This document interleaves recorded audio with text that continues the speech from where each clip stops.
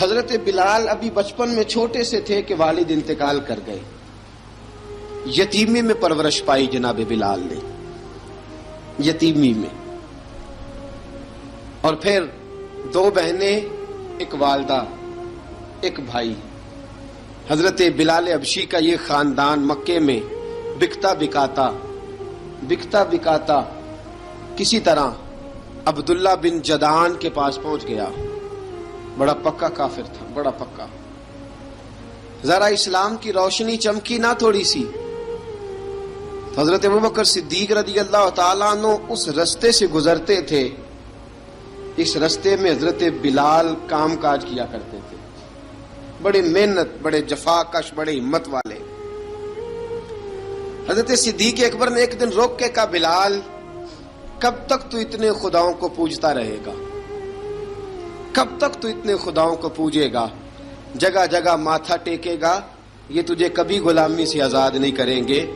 میں تجھے ایک دروازہ بتلاتا ہوں، اگر تو اس دروازے پہ آئے گا تو وہ تجھے مکے کی گلی سے اٹھا کے کعبے کی چھت پہ کھڑا کر دیں گے. گلی ہے میرے پاس. دامن مصطفیٰ سے جو بھی لپٹا وہ یگانہ ہو گیا، جس کے حضور ہو گئے اس کا زمانہ ہو گیا.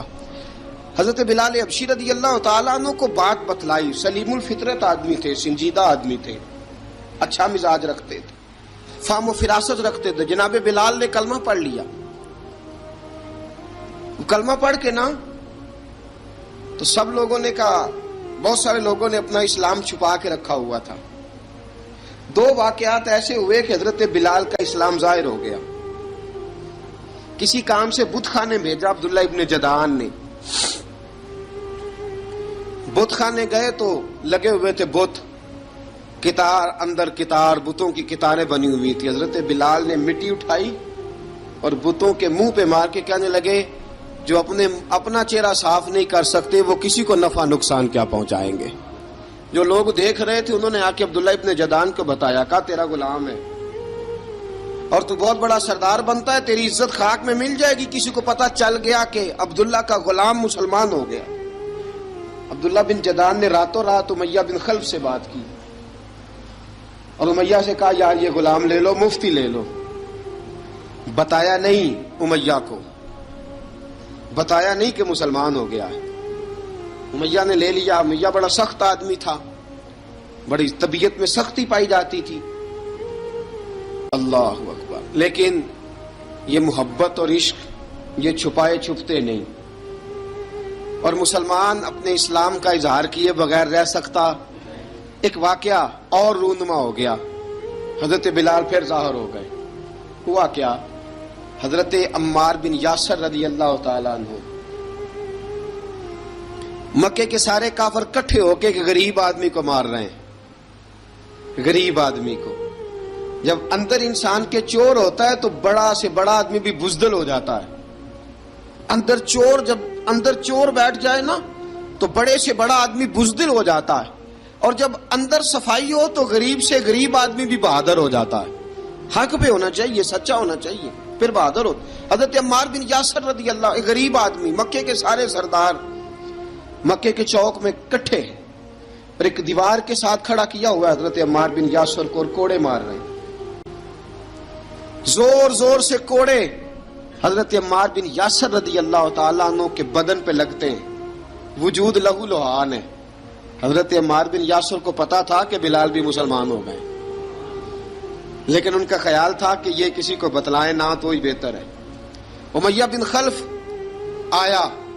سخت دھوپ تھی. جب کوڑے مار مار کے تھک گیا نا، ابو جال نے بھی مارا، ابو لہب نے بھی مارا، ابو سفیان نے بھی مارا، ابو البختری نے بھی مارا، اخنس بن شلیک نے بھی مارا.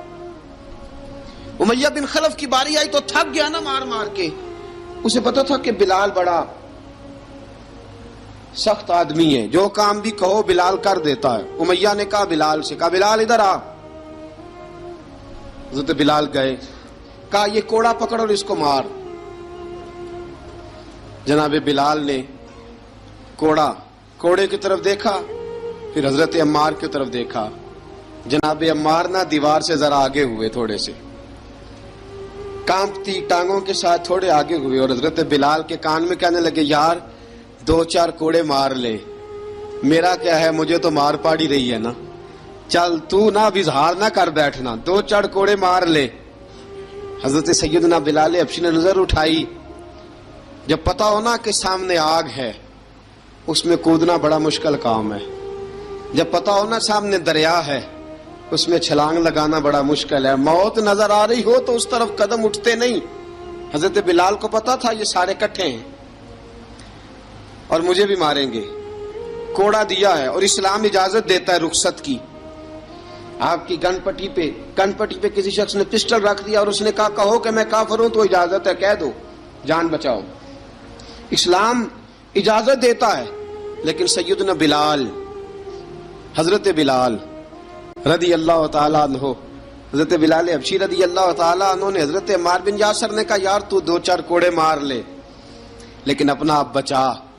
حضرت بلال کہنے لگے ٹھیک ہے. حضرت بلال کہتے ہیں ٹھیک ہے, میں 2-4 کوڑے مار لیتا ہوں لیکن اپنا آپ بچا لیتا ہوں. اب جلدی سے امیہ بن خلف چلایا, کہنے لگا تجھے کہا کوڑا مار, پکڑ کوڑا. حضرت بلال نے کوڑا ہاتھ میں لیا, ایک دفعہ امیہ کی طرف دیکھا, پھر ابو جہل کی طرف دیکھا, پھر ابو لہب کی طرف دیکھا, سارے کافروں پہ نظر دوڑائی اور پھر عمار بن یاسر کی طرف دیکھا.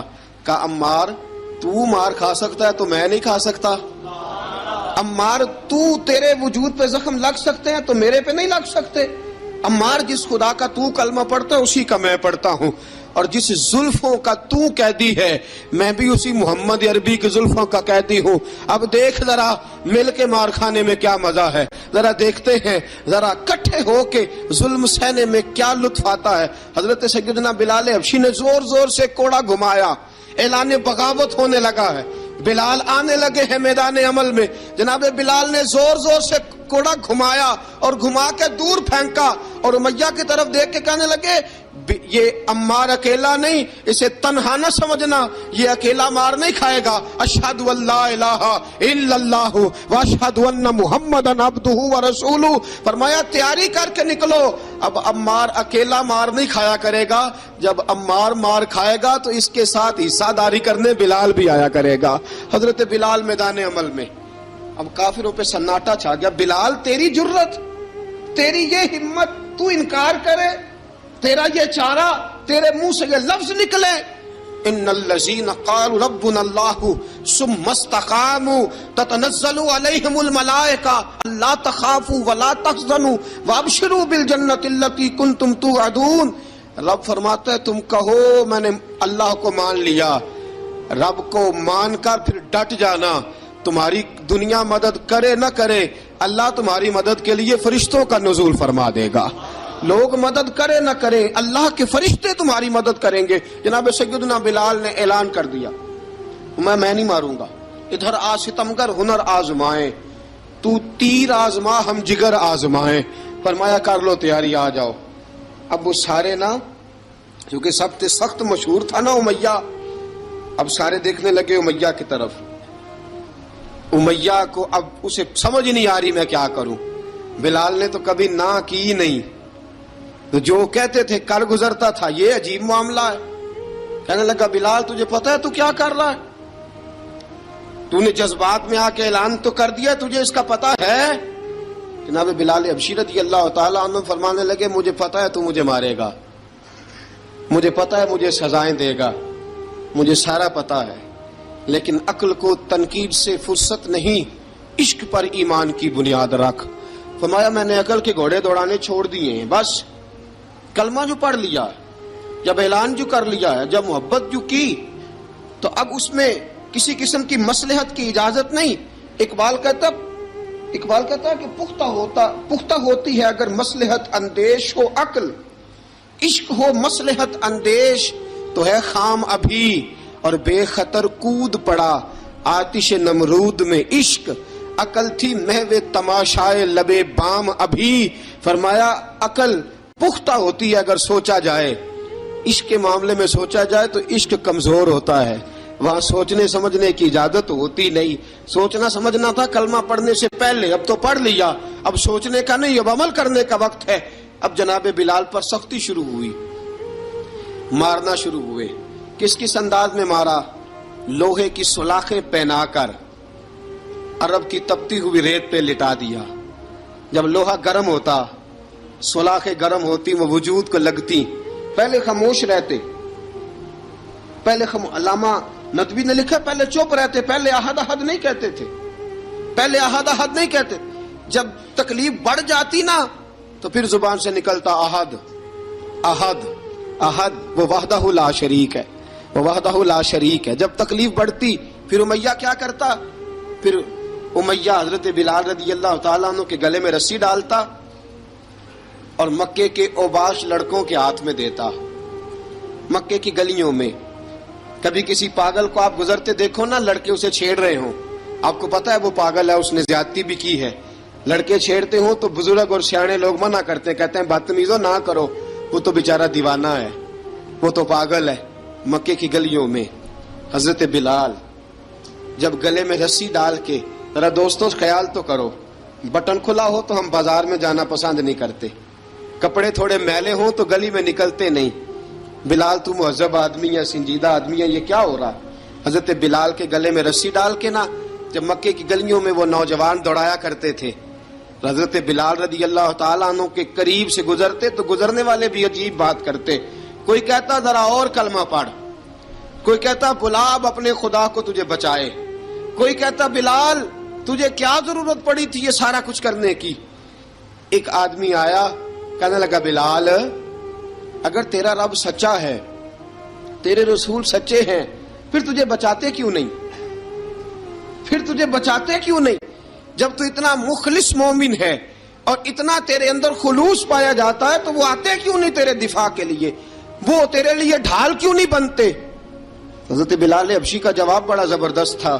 جناب بلال کہنے لگے میں مخلص تو ہوں، میرا رب قادر بھی ہے، لیکن فرمایا جب تم جاتے ہو نا بازار میں برتن خریدنے، مٹی کا برتن لینا ہو تو ذرا ٹھوک بجا کے چیک کرتے ہو کچا ہے کہ پکا ہے. فرمایا رب رسول بھی ذرا ٹھوک بجا رہے ہیں کچا ہے کہ پکا ہے.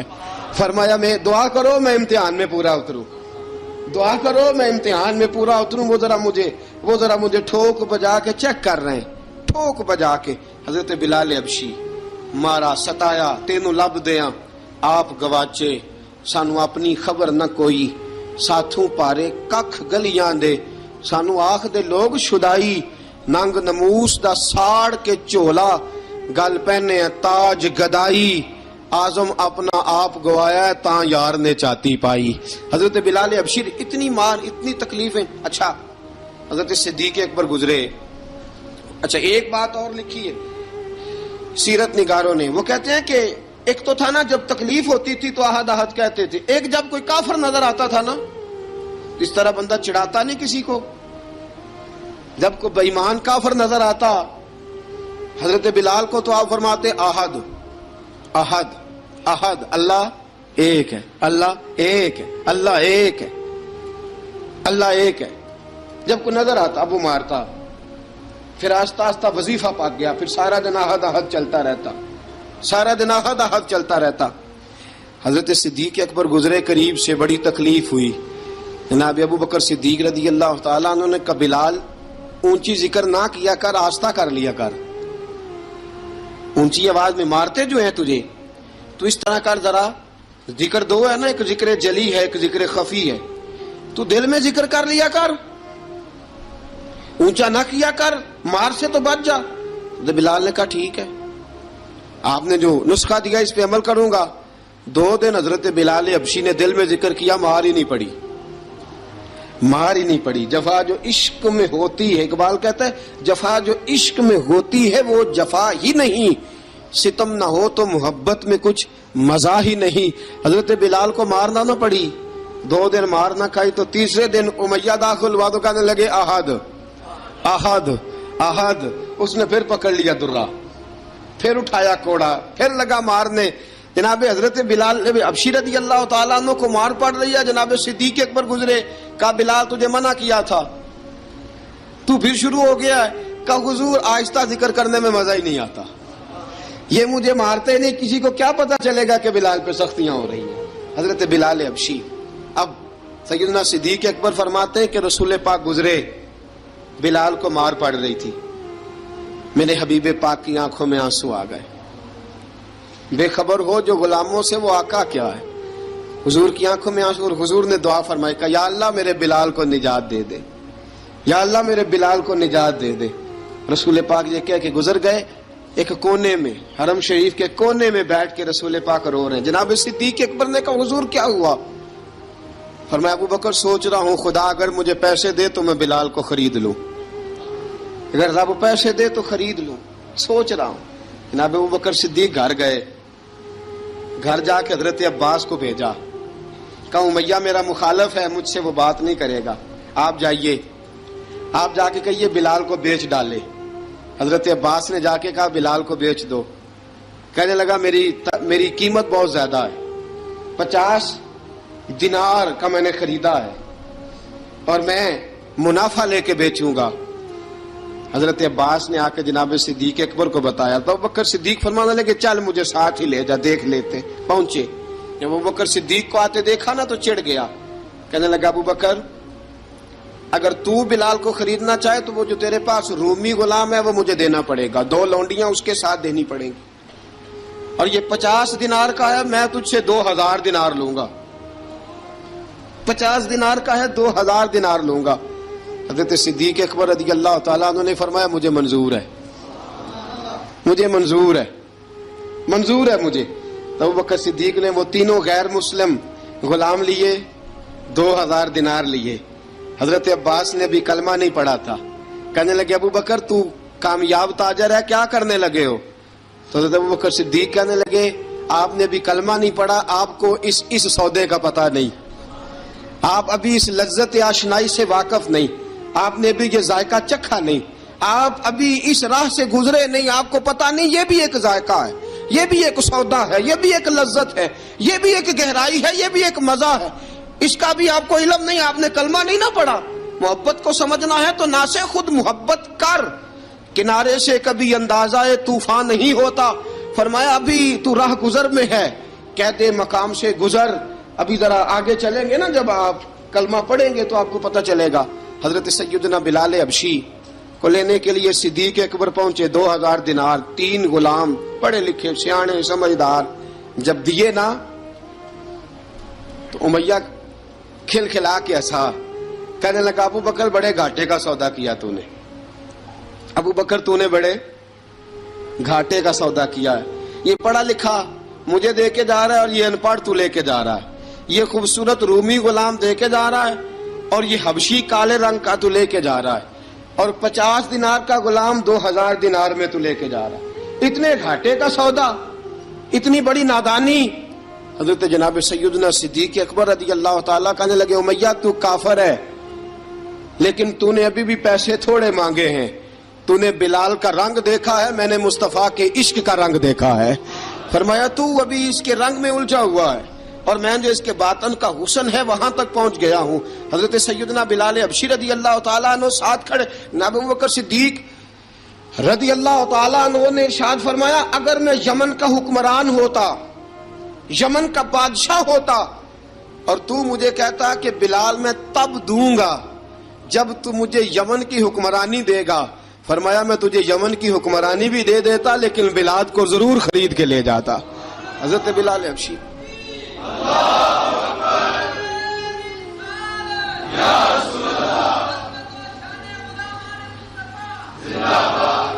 جناب سیدنا بلال حبشی، حضرت سیدنا ابو بکر صدیق فرماتے ہیں جب میں بلال کو لینے گیا تو حال پتہ کیا تھا؟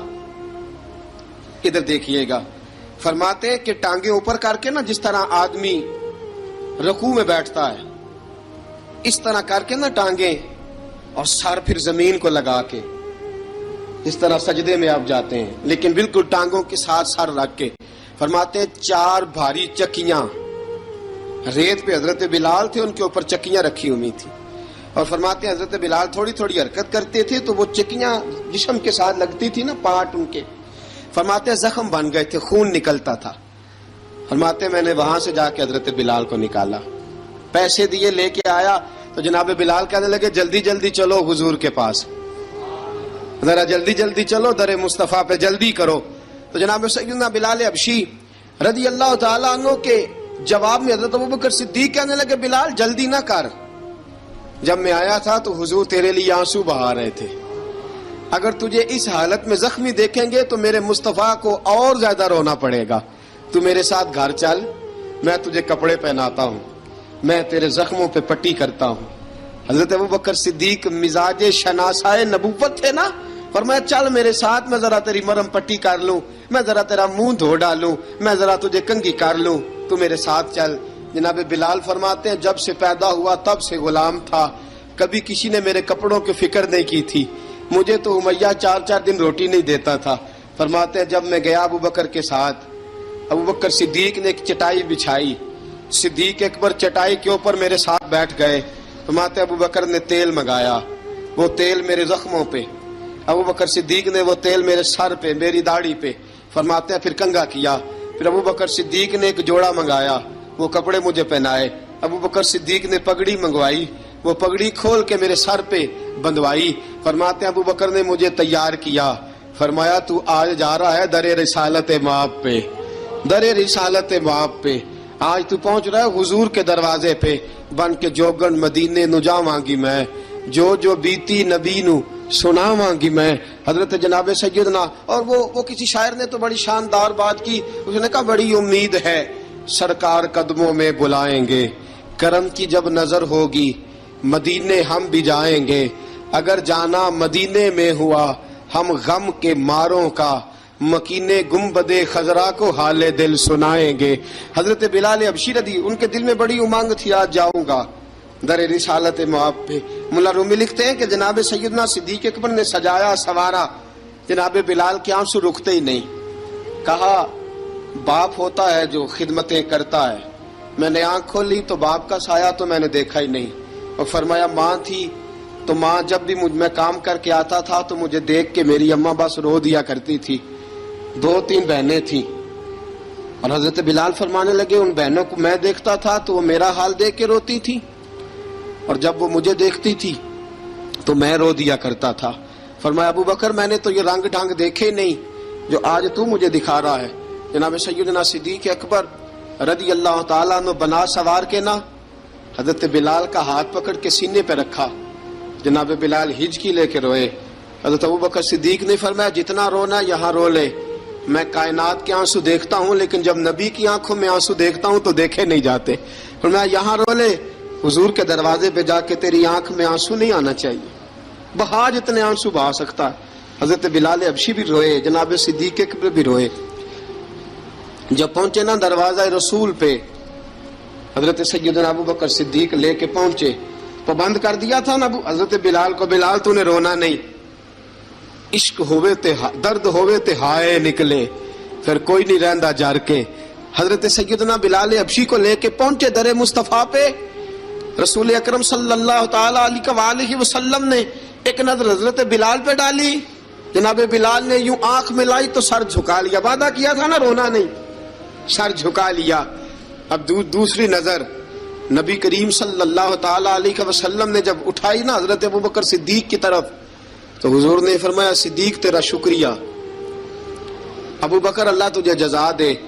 جب رسول پاک کی زبان سے یہ لفظ نکلے تو جناب صدیق اکبر نے ہاتھ اٹھائے، یوں ہاتھ باندھے جب رسول پاک کے سامنے، تو سب سے زیادہ آنسو ابو بکر صدیق کے اپنے نکل گئے۔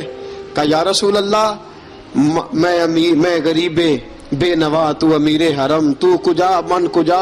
کہا حضور یہ شکریہ کے لفظ، یا رسول اللہ میں کہاں اور آپ کا شکریہ کہاں۔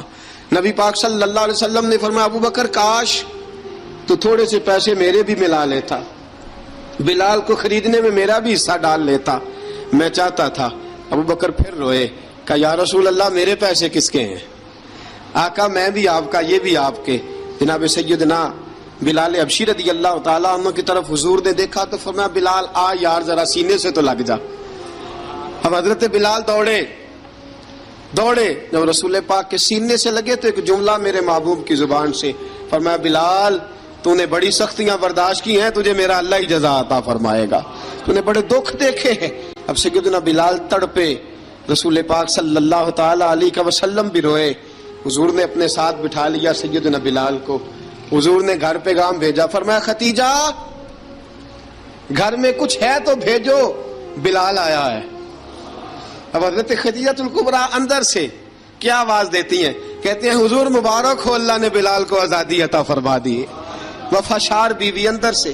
اب حضرت سیدنا زینب رضی اللہ تعالی عنہا، میرے محبوب کی شہزادی، چھوٹی سی عمر ہے، ایک برتن کے اندر کھجوریں لے کے آئیں، ایک برتن میں کھجوریں۔ اب لا کے جب کھجوریں رکھی نا تو سیدنا صدیق اکبر نے ہاتھ بڑھایا کھجوریں اٹھانے کے لیے تاکہ میں دوں۔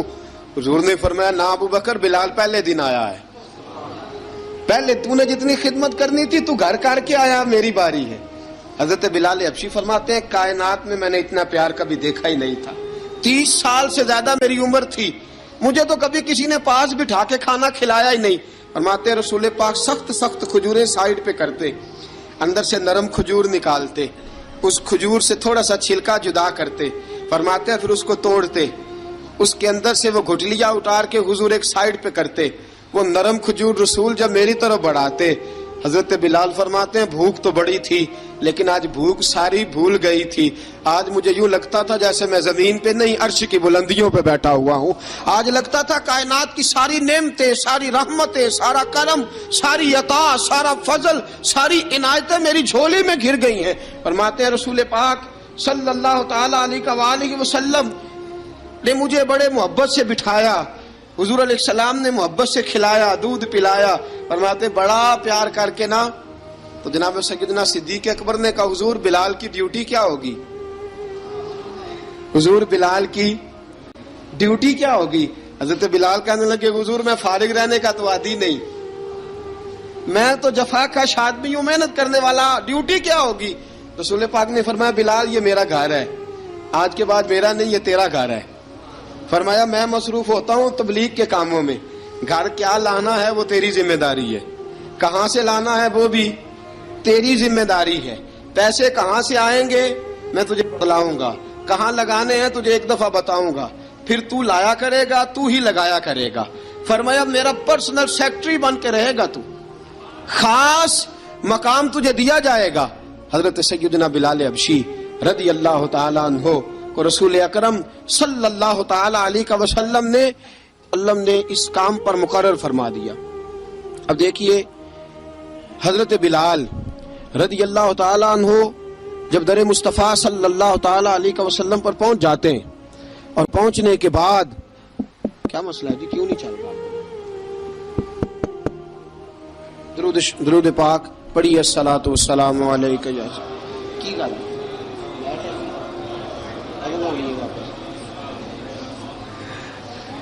میں یہ گزارش کر رہا تھا کہ حضرت بلال حبشی رضی اللہ تعالیٰ عنہ کو رسول پاک نے یہ ڈیوٹی عطا فرما دی۔ اب پتہ کیا ہوتا، حضرت پردے کی آیتیں تو ابھی آئے نہیں تھی، حضرت بلال رضی اللہ تعالیٰ عنہ رسول پاک کے ساتھ نکلتے تبلیغ کے لیے، کسی کام کے لیے، سودا صرف لاتے بازار سے۔ یہ مکے کے دنوں کی بات ہے، مکے کے دنوں کی، سودا صرف بازار سے لاتے۔ اب 4 بیٹیاں تھیں حضرت خدیجہ الکبریٰ کی، گھر کے کام کاج ہوتے تھے، جب ذرا فارغ ہوتے دروازے پہ دستک دیتے، حضرت خدیجہ فرماتی بلال تو آ گیا ہے، وہ دستک سے پہچانتی ہیں کہ بلال کے دستک ہے، بلال آ گیا۔ کہا اماں جی میں سارے کام کاج باہر کے ختم کر آیا ہوں، گھر کا کوئی کام ہے تو ذرا مجھے بتاؤ۔ آپ فرماتی گھر کے کام ہے پر میں کر رہی ہوں۔ اب حضرت بلال گلنا شروع کرتے، یہ ہے محبت۔ آج اگر ہم کہیں خادم ہو بھی نہ تو بہانے ڈھونڈتے پھرتے ہیں فارغ ہونے کے۔ حضرت بلال فرماتے آپ نے چکی پیس لی ہے، گھر میں جھاڑو دے لیا ہے، بچوں کے لیے دودھ آ گیا ہے، بکریوں کا دودھ دھو لیا گیا ہے، ایک ایک کام پوچھتے ہیں۔ حضرت خدیجہ الکبریٰ فرماتے یہ بھی ہو گیا، یہ بھی ہو گیا، چکی رہ گئی ہے پیسنے والی۔ فرماتے ذرا دروازہ کھول دو میں پیس ڈالتا ہوں۔ حضرت بلال گھر کی چکی پیستے، گھر کے کام کاج کرتے۔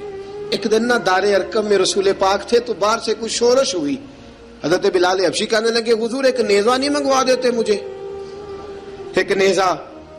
ساری دنیا حضرت بلال کو مؤذن رسول سمجھتی ہے اور ہیں بھی، لیکن حضرت بلال سب سے پہلے نیزہ بردار بھی ہیں۔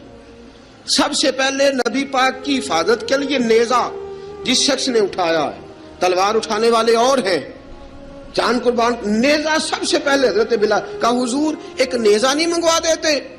بلال کیا کرنا ہے؟ کہا یا رسول اللہ یہ کافر ہلکی پھلکی شرارت کرتے رہتے ہیں، ذرا میرے ہاتھ میں نیزہ ہوگا نا تو قریب کوئی نہیں آئے گا.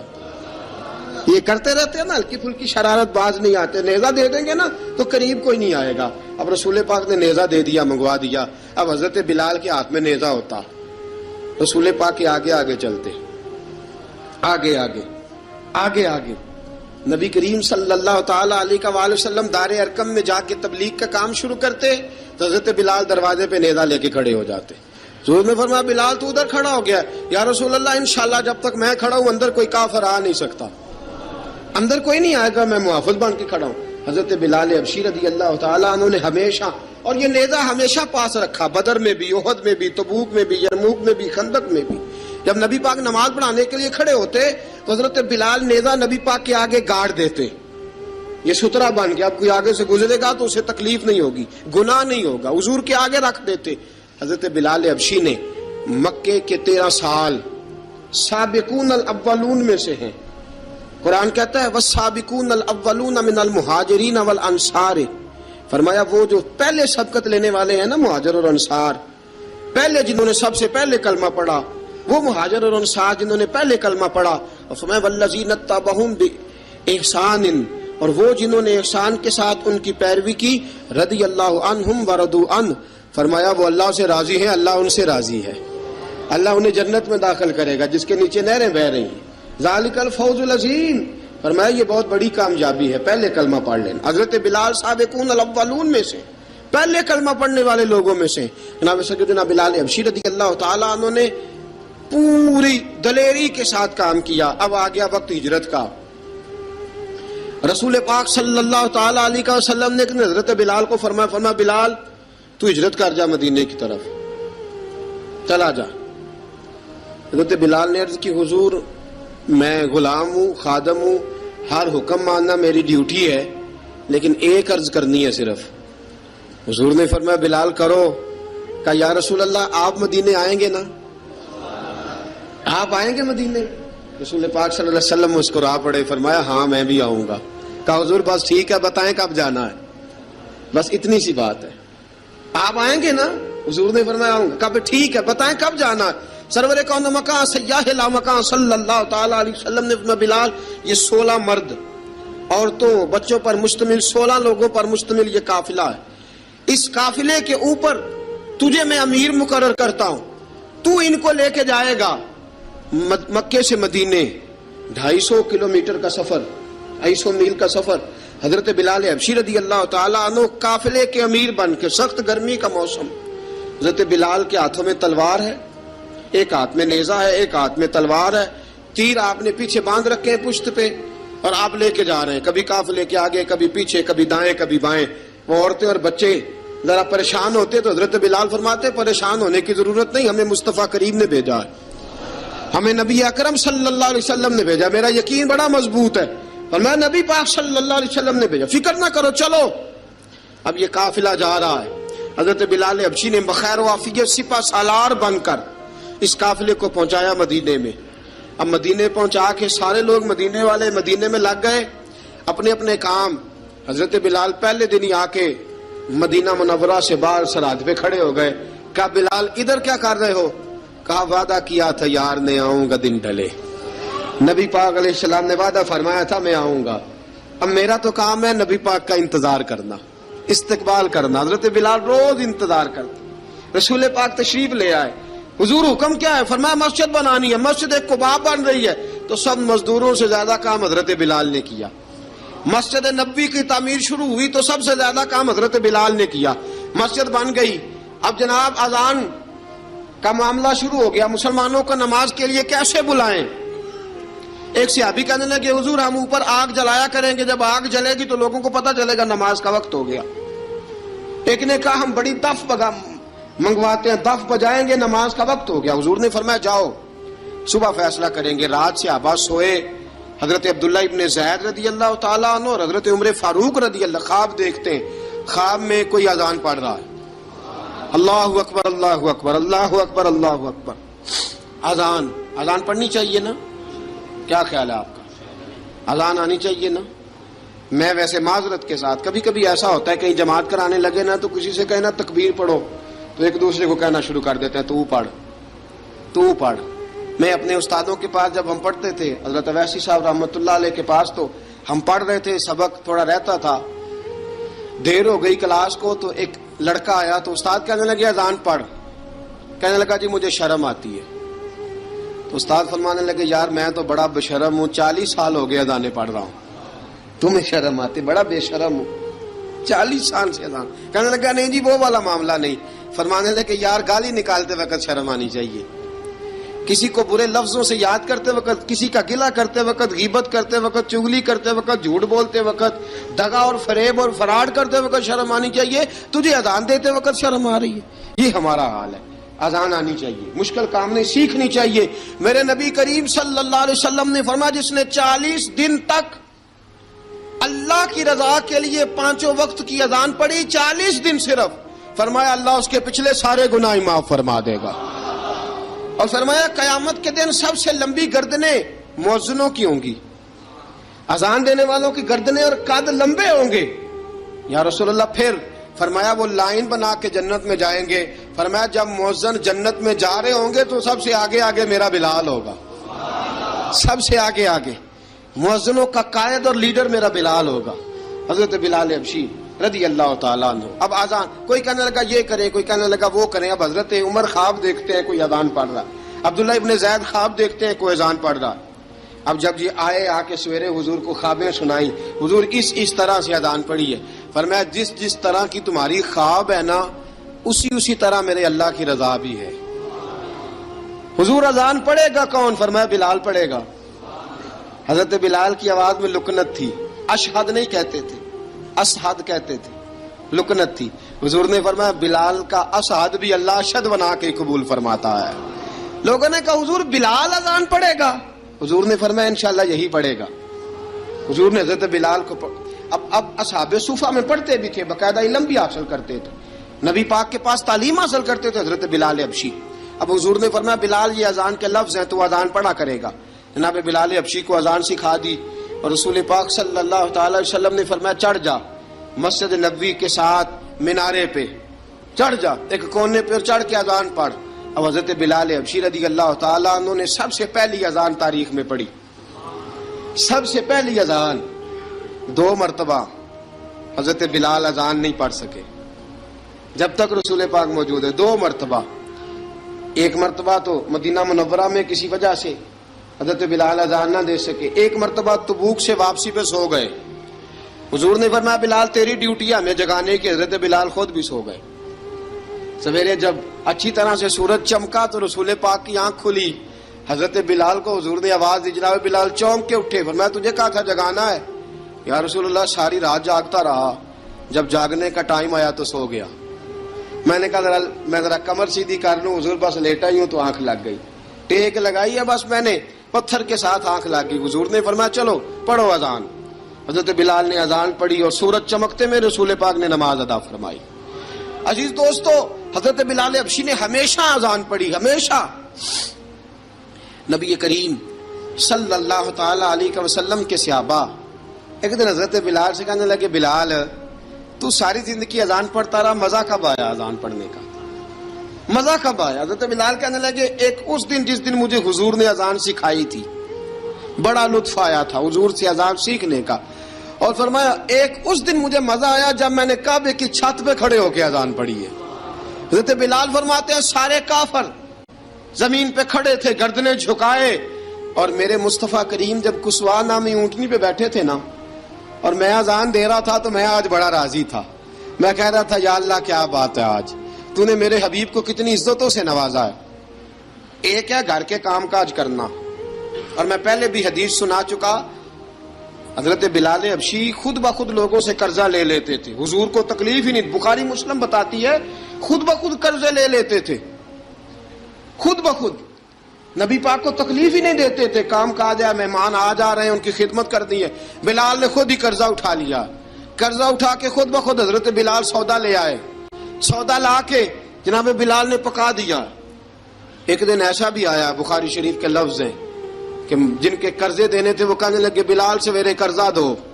ورنہ تجھے لے جائیں گے، بکریاں چرانی پڑیں گے۔ حضرت بلال حبشی رضی اللہ تعالیٰ عنہ نے حضور کی خدمت میں عرض کی، کہا اگر کوئی بندوبست ہو گیا تو ٹھیک ہے، ورنہ میں تو سویرے بھاگ جاؤں گا، میں شام چلا جاؤں گا، پیسے آ گئے تو مجھے پیغام بھیجنا، آ جاؤں گا۔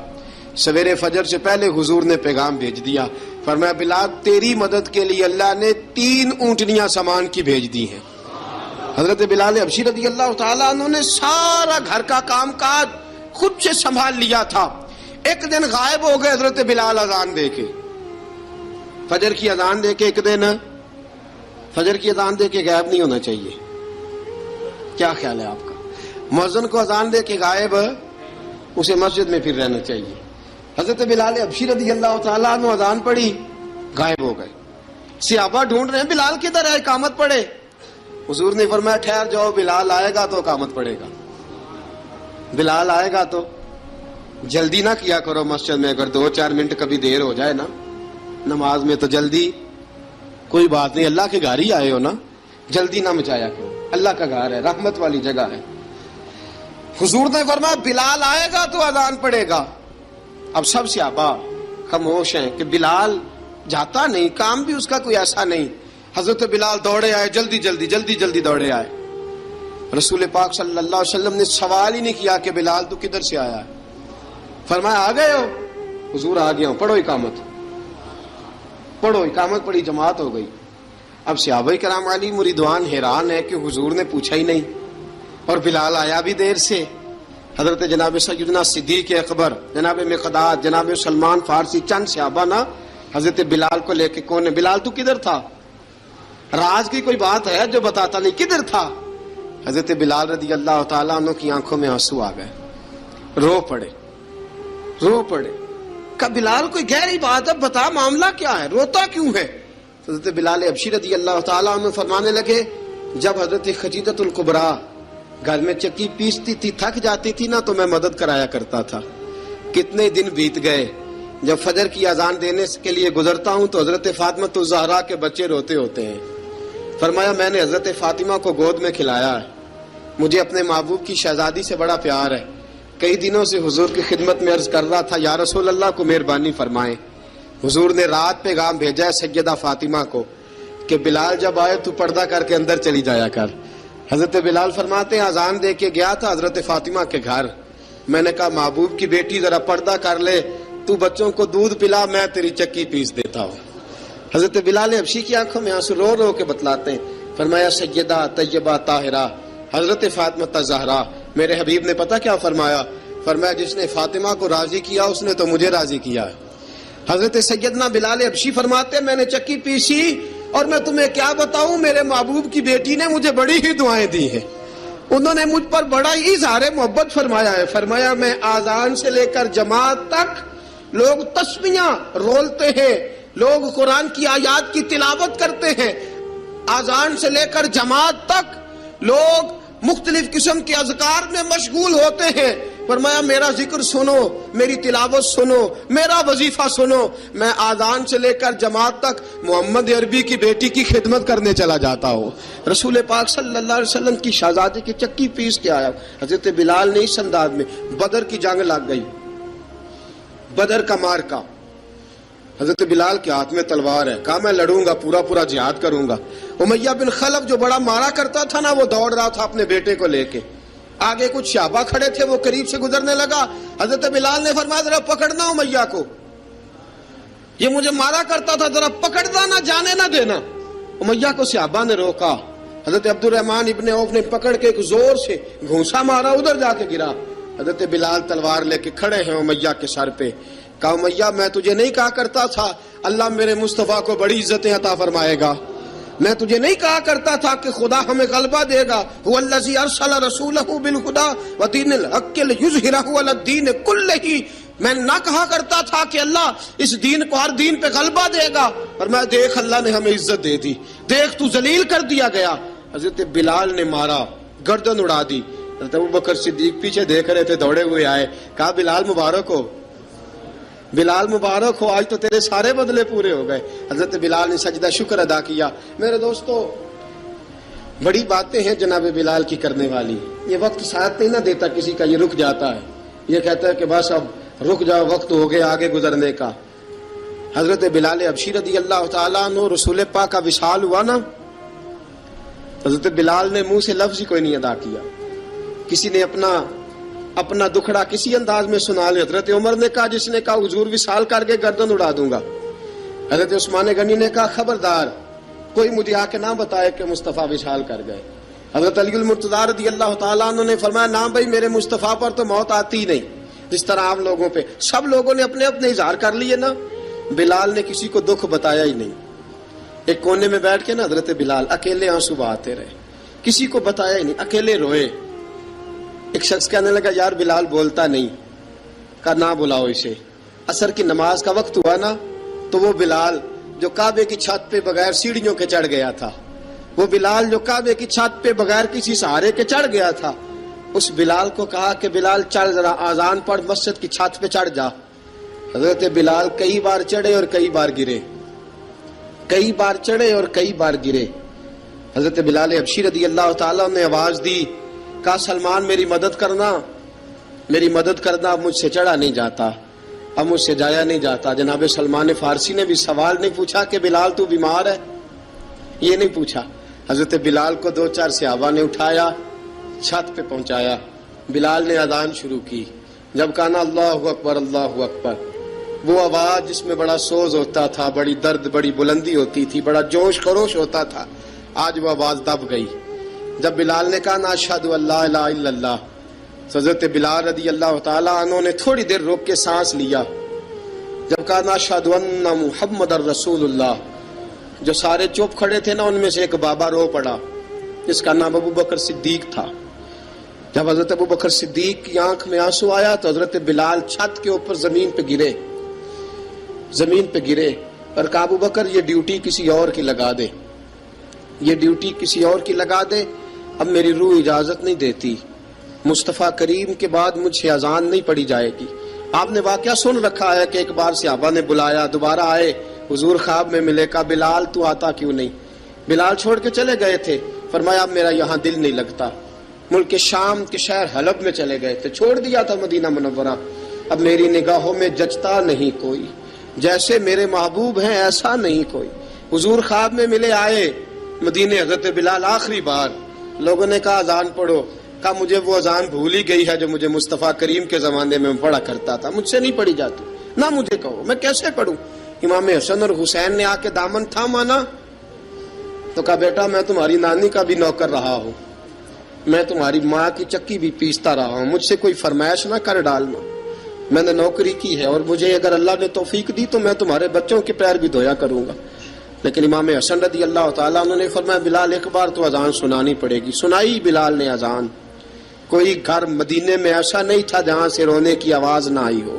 حضرت عمر فاروق رضی اللہ تعالیٰ عنہ اپنے زمانے میں شام گئے تو جناب بلال حبشی رضی اللہ تعالیٰ عنہ سے کہا کہ اذان پڑھو. حضرت بلال نے فرمایا میں پڑھ ہی نہیں سکتا. بڑی ہمت کے بعد اذان پڑھی اور جناب بلال نے کہا تم اگر روئے نہ تو میں اذان پڑھوں گا. رونا نہ، وعدہ لے لیا. حضرت عمر تو نہ روئے لیکن معاذ ابن جبل نے رونا شروع کر دیا. جب معاذ ابن جبل روئے تو پھر عمر بھی روئے، جب عمر روئے تو پھر بلال بھی روئے. وہ اذان اشہد ان لا الہ الا اللہ تک گئی. رسول پاک کے بعد پھر اذان اس سے آگے بڑھ نہ سکی. کوڑا تخت